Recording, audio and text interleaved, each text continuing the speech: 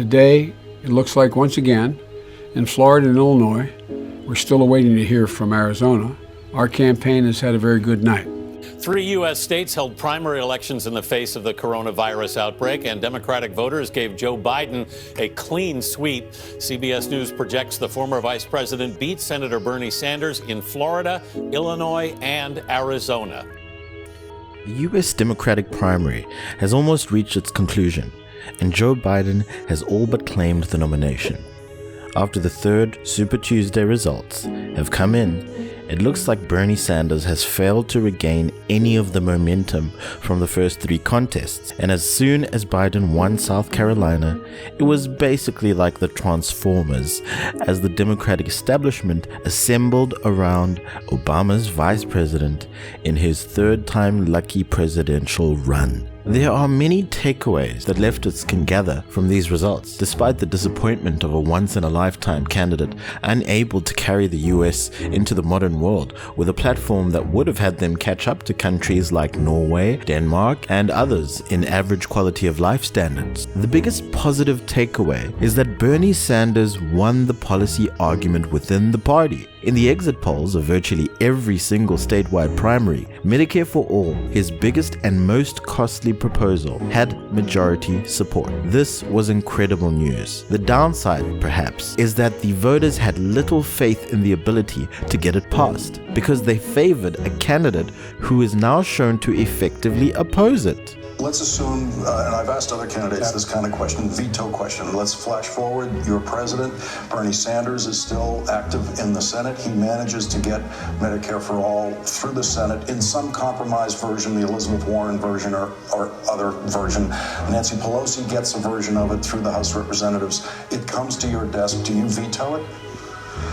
I would veto anything that delays providing the security and the certainty of health care being available now. The biggest negative takeaway, and Bernie himself acknowledged this, is that rank-and-file voters were not convinced Sanders was the best position to defeat Trump. People felt Biden was a better bet. And this is not surprising.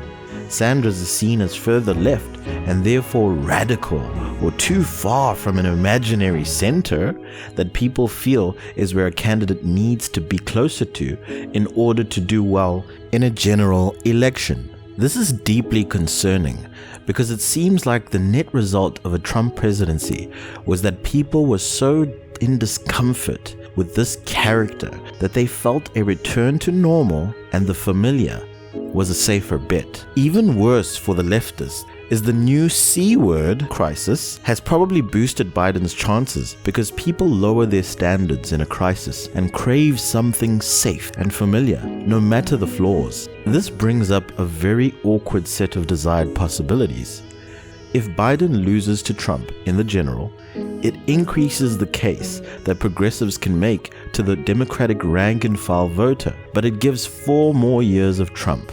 And now if Biden wins, it strengthens the position of the safety-first voter, regardless of the fact that we don't know how much better or worse Bernie would have done. Unfortunately, for the sake of the lesser of 2 evils, Biden winning would be better than Biden losing. Given that harsh reality, what is next for the left?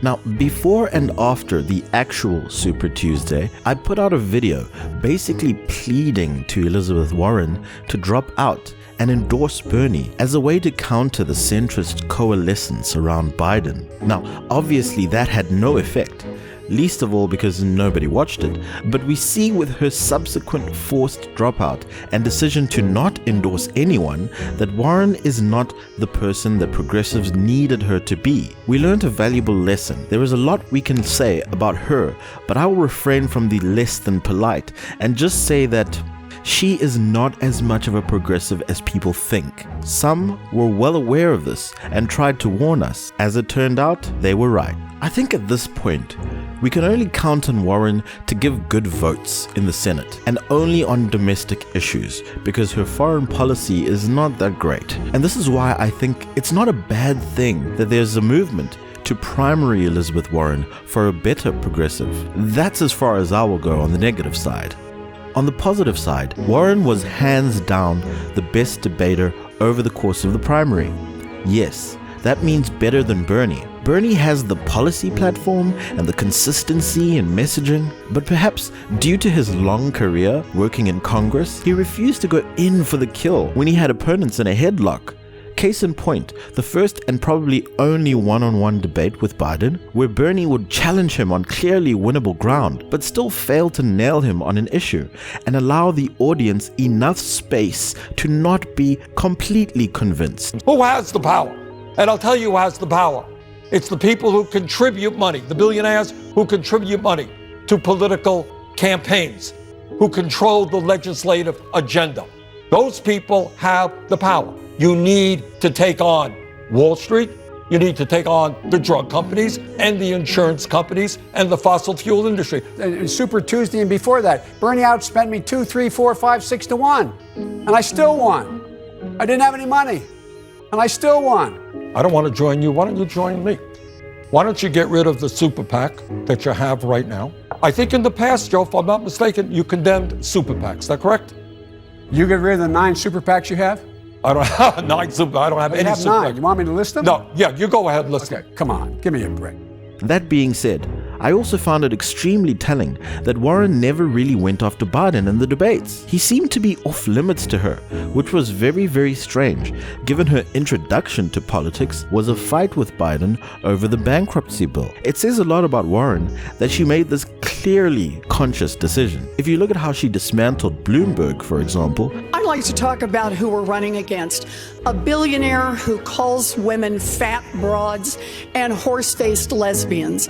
And no, I'm not talking about Donald Trump. I'm talking about Mayor Bloomberg.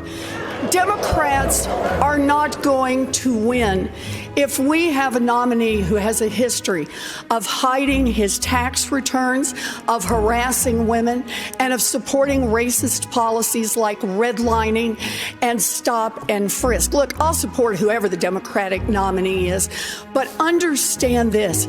Democrats take a huge risk if we just substitute one arrogant billionaire for another. A similar attack on Biden would have been valuable to anyone with progressive interest. But anyway, that ship has sailed. So essentially, when it came down to it, Bernie was more alone than we initially thought. When we look back to the early days of the campaign, when we had more than 20 candidates, and when it at least appeared like an unprecedented level of progressive representation. So how does the progressive agenda move forward after this? How does it build on the little power it currently holds and gain on the establishment? Make no mistake, as soon as Biden is the nominee, and depending on what happens in November, the case for a progressive agenda, including Medicare for all, free public college, and a robust Green New Deal program, will be weakened. The first thing to do is look at down-ballot races. Just like in 2018, there seem to be less than expected wins for progressive candidates, or at least less than hope in local races. One candidate who failed and had a good explanation of why was Cenk Uygur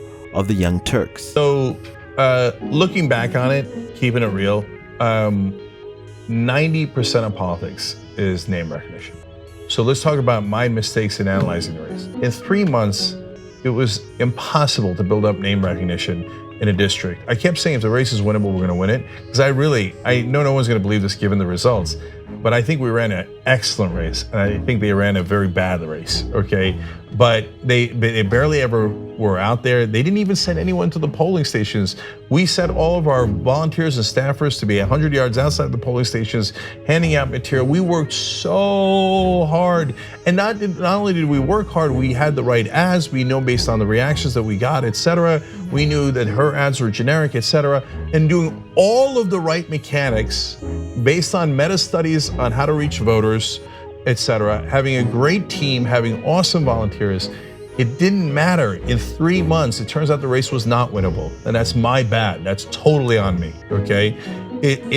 Because name recognition is everything. To Cenk, the most consequential factor was name recognition and familiarity. He made a good case for why, in order for a progressive to win, they may need to run several times and build up a solid profile locally, as they will not have the exposure that a presidential election can give you, or the support that the DCCC leadership gives its anointed ones. And there is a perfect example of this. His name, Bernie Sanders. See, Sanders, before he became mayor, made several runs for governor and senator of Vermont in the 1970s and, well, he failed. He eventually won the Vermont mayoral race by 0.01% of votes. Then he served the maximum 4 terms fairly comfortably, actually. He also finally won a congressional seat in 91, becoming a mainstay in Congress. So basically, it may be a tougher road for a progressive to get there because of the nature of the beast and the suppressive forces at play, but it's very possible with enough persistence. To build on this, progressives need to come to terms with a few things: lack of money and endorsements by well-known and respected figures, as well as a lack of Democratic Party leadership support. Ensure that you start from a losing position that you have to somehow close the gap on. Now, winning the argument does not guarantee anything. Even if voters actually agree with you, give you the highest favorables, or deem you trustworthy, it's still not enough. If we look at the right, we see how they have basically taken over the Republican Party from their side of the establishment. Centrist Republicans have been either marginalized or run out of the party. Think of Texas.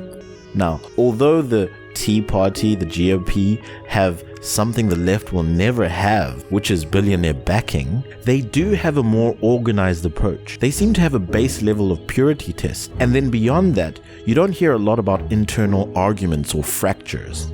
The left has a problem with internal purity tests and cancel culture. It's not helped by the fake woke liberals who play too much identity politics and not enough issues-based politics. Warren is a very good case study of this, as she attracted support based on her identity, as well as based on her policy platform. So when she dropped out, you saw some people go to Biden because it was only about identity, and others to Bernie based on the issues. So the left needs leverage and power, and a way to acquire this without occupying the White House. Cultivating local and state wins is the first step to this. When there was a clash between Pelosi and the squad, you have these wings, AOC and her group on one side. That's like 5 people.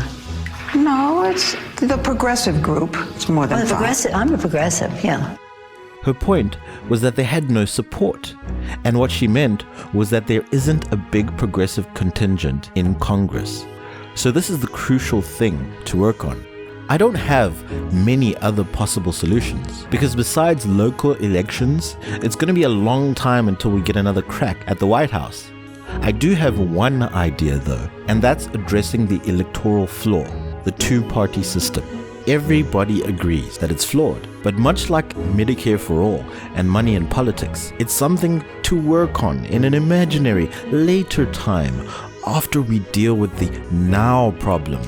Well, I think it's something that at the very least needs to be considered, especially by people like AOC, who would probably be in the best position in terms of her age and the time ahead of her, as well as her base of support. Yes, it's a mammoth task, but at what point does the opportunity cost of working within the Big D Democratic Party get low enough to take the step of working from the outside of the establishment and building a standalone structure? It would take a long time, but ultimately it may help to evade the institutional obstacles that the establishment presents. Not to forget, it's also good for politics to have a multi-party system as opposed to a duopoly. This is where I would also be looking at Andrew Yang. Although he didn't seem to have a big group of followers, and he rightly admitted name recognition was a factor, he seemed to have this ability to attract a more balanced quantity of Democrats, Republicans, and independents. So if you were to start a new party, you would need that kind of pull in order to avoid becoming nothing more than a spoiler for one of the two major options by only pulling a section of the support from one of the two. Yang is actually a progressive, but with messaging that appeals to anti-government people. And UBI is actually a social democratic policy. If you look at who is and has been trying it out, Bernie's platform is social democratic, not necessarily democratic socialist, but that's getting too technical. Look, I would say that if Bernie was going to be president for 4 years, which it looks like that's not going to happen unfortunately, He should be prepared to still be a kind of shadow president for 4 years. He should boost morale after his loss by campaigning in local elections for common goal progressives. AOC started a progressive version of the DCCC, much to the chagrin of the establishment, with the express aim of helping elect progressives strictly. Well, I think that a huge part of our mission is to not just support incumbency for incumbency's sake, but to support our values as a party. And I've raised well over $250,000. I've raised $300,000 actually for Democrats across the country, half of which go to swing districts. So I'm playing my part and I'm contributing to our party. But at the beginning of this year, DTRIP sent a very clear message that they would blacklist any progressive organization that helps candidates like me. And I don't think that my fundraising should go to preventing more people like me from being here in Congress, whether it's working people, whether it's people challenging the DC establishment. This is a place that should be for everybody. It should be for working people. It should be for everyday people. And people who aren't connected to big money and aren't connected to this kind of DC social circle should be able to have a chance to run for office. And I don't think that the DTRIP policy excluding that is fair. Bernie needs to join that effort and help build a strong, long-term list of emails, small dollar funders, and the like. This is the biggest challenge. He should also continue, like he's doing right now with the C-word pandemic, to prove why his platform is better than the current alternatives. And one more thing.